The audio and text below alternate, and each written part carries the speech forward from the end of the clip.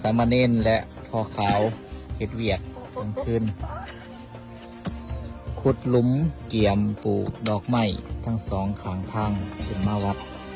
แต่เกี่ยมปลูกวันที่1นี่ผู้ใดอยากจะค้นคว้าบุญก็มาซอยไดเดอร์มาซอยขุดหลุมได้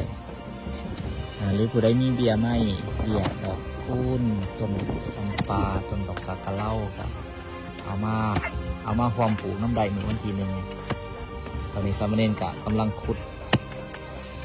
หลุมเฮ็ดยังกลางคืนเพราะว่ากลางเว้นมันเฮ็ดไดบัวหลายมันห่อนตอนเช้าก็เฮ็ดไดน้อยนึงแล้วก็เฮ็ดตอน